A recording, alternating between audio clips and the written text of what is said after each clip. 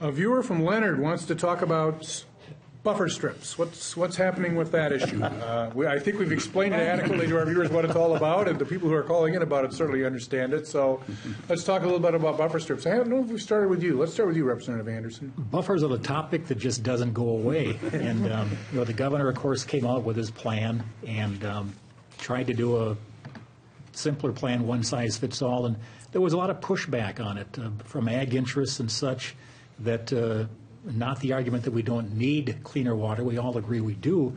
But was that the best way to do it, to mandate 50 feet along every protected waterway in the state? And what we'd like to see done is work more on the local level, more funding to our SWCDs to work on specific areas that really would benefit from. That's Soil and Water Conservation Districts. Yes, Soil and Water Districts. Yeah, those of you who live in downtown Minneapolis, you live in a condo, that's a Soil and Water Conservation District. Where the funding would go to them to help farmers work on the areas that need it, to target buffer strips or any other types of conservation practices. I saw a term the other night of precision conservation, and I like that there are more things to do besides just buffers. And I guess the governor's plan has kind of opened up things a bit, but where that's going to go before the end of the session, I'm not quite sure. He may insist on something, and we may get some kind of a buffer initiative. I'm a strong supporter of it. I think it's something that farmers used to do until this idea of plowing to the edge of the property came forward. One of the things we're also trying to tell people is, hey, that industrial hemp will go just fine on buffer strips. We just have to take out the word perennial. Well, the one committee that the bill got a hearing in the Senate, I serve on that, it'd be in Environment and Energy, and so I had about a 20-25 minute bonding experience with the commissioners of Ag and the DNR that night. And I guess in my business as a real estate appraiser, I have dealt with appraising for drainage issues and this type of thing, ditch viewing and what have you. I've supported viewers' reports. I've been appraised for property owners that were battling viewers' reports, and I've served as a ditch viewer. There are a number of issues that are involved in this and that's the problem. This problem is much more complicated than a simple 50-foot strip of land.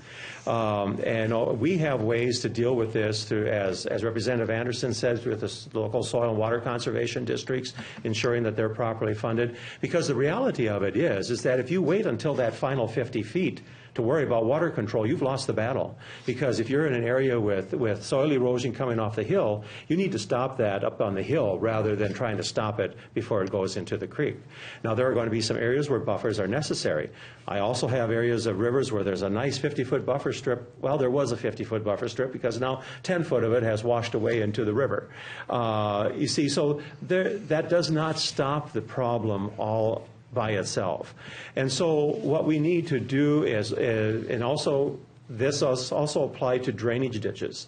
The reality of it is, I only have 3 townships in Redwood County, but they have over 5,100 miles of drainage ditch, or excuse me, 521 miles of county and judicial ditches in that county.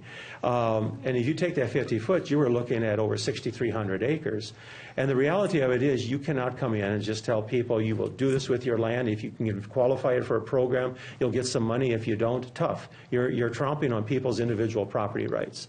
Also, as you deal with these programs and they have drainage tiles going through them, you have to be able to allow access. Some of those programs do not allow you to get in there and dig up a tile for repair and this type of thing. So there are a number of logistical issues that were not well thought out and that needed to be. And I encouraged the governor when he was in Worthington a couple of weeks ago on the buffer strip. I encouraged him to pull his proposals off the table and bring to the table the people that actually are going to be required to make this work. That being the farm groups, that being the soil and water conservation folks. We have nobody disagrees with the goal, but the way that it's being proposed to get there, there will be a lot of disappointment at the end of the day if that's what we go forward with. And that's right. I've never heard any farm organization or commodity group, for that matter, say they don't want buffer strips. They all understand they're beneficial. The problem is, which has been the point's been made already, is that 50 feet fits. That's not necessarily one size fits all. I think also the timelines aren't long enough to get that done, and I don't know where all that money's coming from. So those are some issues, and also another issue that I see with that is that DNR enforcement. That's another real problem. And so when I talk to the SWCDs, they always say the thing that holds them up when they look at all the applications of people who voluntarily want to put buffer strips in, the thing that holds it up is the funding. They'll be run out of money before all the applications are taken care of. And so I think, that's an area we need to look at is, and the SWCDs do a really nice job of this. They work in partnership with farmers and landowners, and I think that's the right approach. If I could add one thing, I think one positive thing the entire governor's plan has done is raised awareness of the problem.